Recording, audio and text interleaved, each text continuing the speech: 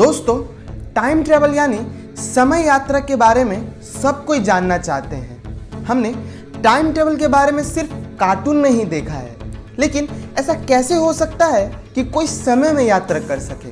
पर दोस्तों, मैंने कुछ ऐसी बातें सुनी है जिसके बाद पता लगा कि शायद यह संभव हो सकता है। दुनिया के प्राचीन 7 अजूबों में से सिर्फ गिजा इकलौता ऐसा पिरामिड है जो कि पिछले 4500 साल से वक्त की मार झेलते हुए आज भी खड़ा है। इजिप्ट के पिरामिड्स को बने 45 सदियां बीत चुकी है, लेकिन आज भी यह बात रहस्य है कि उस वक्त में भी ऐसे विशाल पिरामिड को लोगों ने कैसे बनाया होगा। तो आइए इस वीडियो में इनसे ही जुड़े कुछ ऐसे फैक्ट्स के बारे में बातें करेंगे जो आपने पहले कभी नहीं सुना होगा। हेलो दोस्तों, मैं हूं सारंग और डुओ फैक्ट्स चैनल में आपका स्वागत है।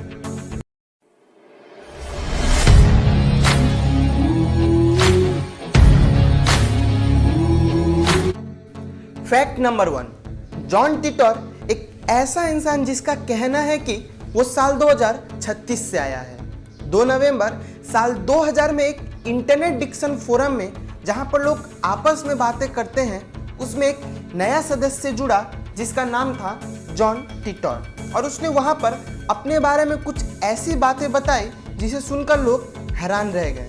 उसने कहा, हेलो दोस्तों, मैं एक टाइम ट्रैवलर हूँ और मैं साल 2036 से आया और मैं साल 1975 में गया था। मुझे एक IBM कंप्यूटर लेनी है क्योंकि साल 2036 में हमारे टीम को उसकी ज़रूरत है।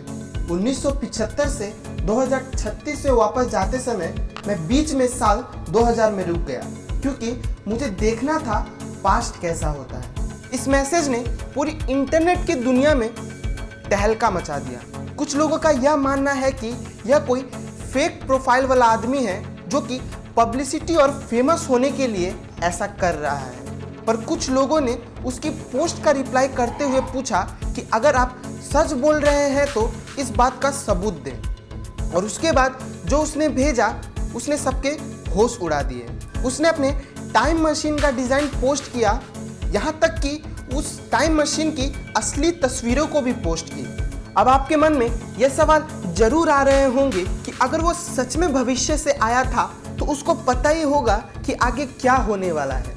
जॉन टिटर ने एक पोस्ट किया था जिसमें उसने कहा था कि पेरू में एक बहुत ही विशाल अर्थक्वेक आने वाला है, और आप यह जानकर हैरान हो जाएंगे कि उसके उस पोस्ट के कुछ ही दिन बाद 23 जून 2001 में पेरू में इतिहास का सबसे भयंकर भूकंप आया।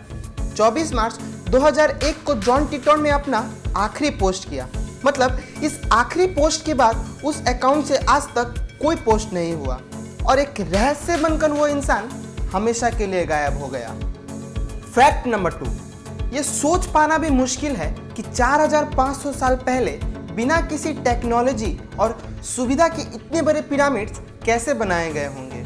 उस वक्त इजिप्शियन लोगों के पास ना तो कोई नई टेक्नोलॉजी थी, ना ही कोई क्रेन्स थी, ना ही कोई औजार थे और ना ही बिजली। यहाँ तक कि उस वक्त तो लोहे की खोज भी नहीं हुई थी जिसका इस्तेमाल शायद वो पत्थर तोड़ने के लिए कर पाते। उस वक्त केवल कॉपर हुआ करता था जो कि बहुत सॉफ्ट प्रकार का मेटल होता है। कैसे इतने भारी पत्थरों को 481 फीट की ऊंचाई तक पहुंचाया गया होगा, जहां एक पत्थर का वजन कई टन है, और इतनी बड़ी परियोजना को सिर्फ 20 साल में अंजाम दिया गया था।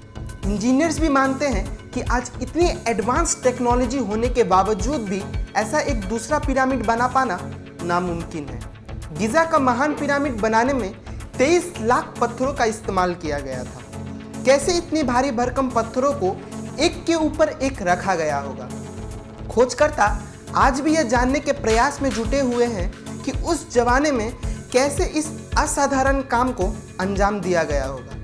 यह अनुमान लगाया जाता है कि गिजा का महान पिरामिड बनाने के लिए 50 lakh ton limestone, 8000 ton granite और 5 लाख टन मोर्टार का इस्तेमाल किया गया था।